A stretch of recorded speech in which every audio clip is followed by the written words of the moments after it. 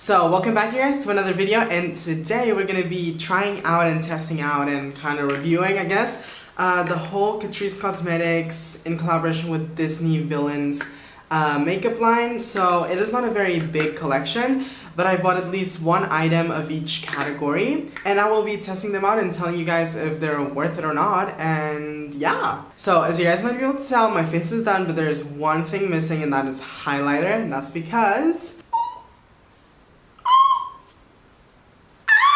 So this is the Ursula Highlighter, and I'm really excited because, oh, look at her! If you didn't know, the character of Ursula is inspired by a drag queen called Divine, and the box is massive. I mean, you guys can compare it to my face. And the highlighter itself is also huge, and it comes with a very nice mirror, as you can tell. It is actually like a really good quality mirror. It's very clear, so I really enjoy that. And yeah, this is the shade itself. It's called Demonic Rose, and I think it's supposed to be kind of like a rosy champagne color. I did think it was a little bit lighter than this when I saw the photos on the website, but that's fine. I think it'll still work on my skin tone, hopefully. Also, I don't know if you guys can tell, but because of all the lights, it's reflecting off the highlighter a lot, but it has the beautiful like imprint of Ursula, like the same image here. It's imprinted on the component, which is really cool. First, I'm making sure my face is wet so that the highlighter sticks better. And now, to apply the highlighter, we're gonna use the Evil Queen highlighting brush, which looks like this. It's very nice. It has the drawing of the Evil Queen, and it feels nice. It is a little bit lightweight. I wish it was a little more heavy, but otherwise it looks nice, and the bristles feel really, really soft, but a little bit dense, which I like for a highlighter brush. So yeah. Let's see how this applies to highlighter. I'm getting it right into her face, bitch. And let's see. Can you see anything? Because I can't. Okay, let me pick up a little bit more. It is definitely more, I think, on the subtle side. So let me see how it keeps building up. It's beautiful though, like I will say. It's building up really nicely. And it's not emphasizing too much texture, which I love. It kind of reminds me a little bit of a more intense version of the Essence I'm Nude highlighter. Also, no need to mention that all the products in the collection are relatively affordable. Catrice is a drugstore brand, and although it's a little bit of a more pricey drugstore brand, it is nothing crazy, and it's still very affordable. Okay, and there's the highlighter all over the face, and I actually really, really like it. I was expecting it to be a little bit more blinding because it looks pretty intense on the pan, but it still looks really, really beautiful. I really like that it doesn't make my pores look huge because I have big pores. The brush also applied really well. I usually go for smaller highlighting brushes because I usually like to have a little more control over my application. But it also applied the highlighter well, so far, so good. Okay, so now it's time for eyes, and this is the part I'm most excited about. This is the Villains Maleficent eyeshadow palette. Again, there was two other eyeshadow palettes for the Evil Queen from Snow White and Ursula. But I think this one had the most compelling and interesting color story, at least for my own personal taste. I think the Ursula one was also pretty interesting. The Evil Queen was the more neutral one. But I ended up picking up this one because I just am a sucker for like the green shades, and I feel like you can really do a very sultry, evil look with this palette, so that's what I want to do. Let me first swatch a few shades. Here are some of the swatches from the eyeshadows. These two are matte, this one is a glitter. And these two are shimmery shades. I didn't know there was any glittery shades in the palette. I don't like glitter in eyeshadow palettes. I don't feel like glitter eyeshadows usually look good. I don't think they last good in the eyes, and they're unnecessary. Like if you want to use a glitter, just grab a glitter paste or loose glitter and stick it into your eye. I don't know, I'm not the biggest fan of them, but the formula seems somewhat nice, so I'll still try to incorporate it into the eyeshadow look somehow. This black, it swatched really good. I mean, look at that. That's amazing. So let me zoom you in so you can look up close how to do the eyeshadow look. Okay, so my eyes are primed, and I use the MAC Painterly Paint Pot to prime my eyes. So now let's get into the eyeshadow palette, and first, I'm gonna be bold. I'm gonna start right off the bat with the black shade called Witch. And I'm gonna grab it on an angled brush. Let's see how it applies on the eyes. Right off the bat, super black, super pigmented. So for now, we're gonna leave it at that. I don't wanna add too much black, because then that might be a little too messy to fix. Okay, so for now we're gonna leave the black at that. I don't want to add too much because then it might be a little bit of a mess to work with if there's too much black eyeshadow. Okay, so now we're gonna dig into the shade Villain. And we're gonna use that to kind of blend out this black liner and make it more smudged. Okay, so again, just like the black shade, picks up a lot on the brush. And there's quite a lot of kickback in the pan. Okay, so there we go. As you can tell, a very smoky, blown out eye. And I'm not gonna lie, it did take a little long to blend it out. Now, black and like a muddy green are not easy shades to work with. So that was probably part of why, but also I think because I pressed that black shadow into the eyeshadow primer so firmly, I was having struggles with it blending. So I would say like this black shadow might be a little bit tougher to blend than other black shadows, but on the other side it is very pigmented, and it's probably one of the most pigmented black shades I've ever used. And then when it comes to the green shade, I really like it. It blends out really well and it comes out really pigmented. And I definitely had less issues with the green shade than the black one. So now let's kind of like go into the lid. Okay, so I cut up the lid a little bit with the eyeshadow primer, and now I'm gonna dip into the shade Diablo, which is kind of like marbled shade. And I'm just gonna grab some of that shadow with the brush, and I'm kind of gonna apply it onto the lid. Okay, so as you can tell, it's like kind of like shimmery. It's not super pigmented or anything, but it's still definitely very pretty, I feel like. This is like not shiny enough to me, so we're gonna dip into the shade Fiery, which seems like an amazing metallic shade.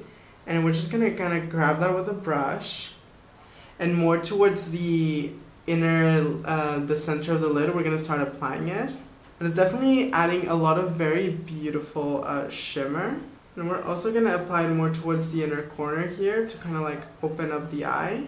There you can really see it. It is a beautiful shade. So now I'm gonna dig into the shade Dragon, which is this metallic silver glitter. And what I'm gonna try to do is kind of like spread it out. I don't want it to like concentrate it, so I just kind of want like a little bit of like a glittery pop across the eyelid. It is doing what I want it to do. It's not like going all into one place. It's kind of like dispersing, and it just looks like this really pretty like veil, shimmery veil that I have over the eyes. And I'm actually going to even bring it up more towards the inner corner of the eye into the black part. I kind of just want it to really be all over the eyes, kind of like be a veil. So now for the lower lash line, we're going to dip into the shade Wicked, which is this dark brown. And we're kind of going to use that across the lower lash line. Okay, so the shade is actually applying really, really well. It's blending really nicely, and it's going on fairly pigmented. Okay, now we're gonna stop there, and I'm gonna now dig into the shade Battle, which is this lighter nude shade, and I'm gonna further blend everything out a little bit more on the lower lash line. Okay, and now in this like lower inner corner area where we have applied no shadow, we're gonna dig into the shade Isolated, which is kind of like this almost whitish metallic shade with a little bit of like a yellowy green shift. And we're gonna apply it here. Okay, so there we go, that's the palette used. Now I'm gonna go off camera, finish this eye, and use a little bit of eyeliner, and I'll be back. Okay, so here's the eye look done, and I actually quite like how it turned out. I will not lie to you guys though, it did take me quite a long time to like blend, specifically the black shade. The other shades performed well, they're all very pigmented. The issue is the black shade I did have a harder time blending with. Now, this usually happens with every black shade. Whenever you're using black shadow, you're just taking a risk. It's harder to work with, it's harder to blend into other shades, and it can get messy very quickly. And to me, I did have some of those issues appear. Again, nothing I couldn't work with. I ended up getting to an eyeshadow look that I really like, but it did take me longer than I usually take to do this kind of looks. But overall, I still like it. The rest of the shades performed really, really well. There was minimal fallout with any of them. The mattes had no fallout, and some of the shimmery shades had a little bit of like fallout. But then again, I was really packing them on, so that could have also influenced. But even then, the fallout was so minimal, and it brushed right off. And then the glitter shades, I'm actually surprised. Now, I still don't like glitters on a eyeshadow palette. I don't think they're necessary, but I will say I don't know what is it about this glitter pressed shadow, but I think the glitter particles are a little bit smaller. Not super fine like dust, but they're a little bit smaller than other glitter shadows I've tried. With this one, it was easy to work with and it has stuck to my eyes, so I really appreciate that, and I think overall it actually looks beautiful.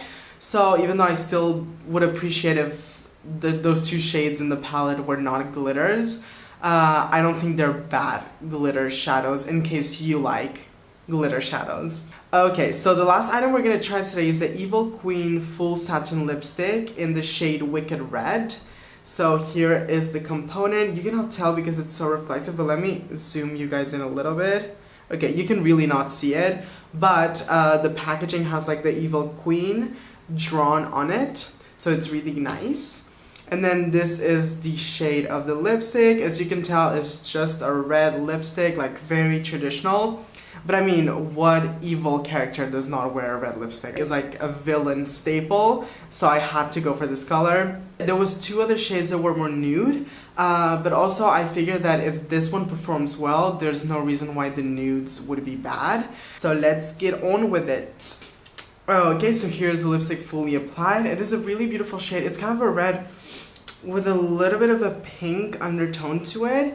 The lipstick applied beautifully. It's very comfortable on the lips, and it doesn't emphasize like my lip texture, like all the like little ridges and stuff. So that's really nice, and it has kind of like this, I mean, like it says satin finish. It's not super dewy and glossy, but it's also not matte. So yeah, I really enjoy it. And that's it. That's the whole face of using the Catrice Cosmetics in collaboration with Disney Villains collection. Let me know down in the comments which items did you prefer out of all the ones I used, or which ones caught your attention the most. Personally for me, again, like the palette, even though it was a little hard to work with, I think for drugstore pricing, the color scheme is very unique, and the palette itself is beautiful. The colors are pigmented, which is rare to find in drugstore eyeshadows, I feel like. So even if it's not the easiest to work with, I think it's really beautiful. Also, I feel like if you choose easier colors to use, it would probably be way easier, because for example, the nudes under my eye blended way more easily. I think it's a pretty good palette for the price and for the drugstore. The highlighter I also really liked. I actually see myself wearing this on a more everyday basis because it's definitely more of a natural sheen, but it's still beautiful, and it is such a big pan. Like, you get so much for your money. And then the lipstick is beautiful. I mean, it's a red lipstick. Again, for the price, I think it's really good. And you can find it in the drugstore, which is great. But again, it's just a red lipstick. There's nothing special about it. It is just a good satin lipstick. All the makeup details that I've used on my face are going to be down in the description in case you're curious about that. And I highly suggest you go follow my Instagram page at xandocas. It's gonna be right here. And if you did enjoy the video and you think I'm a nice person, go hit the subscribe button and the bell notification button so you are notified of when I upload a video, which might be in 3 months. Who cares? At least you'll know. And yeah, thank you so much for watching, guys, and see you on the next one. Bye!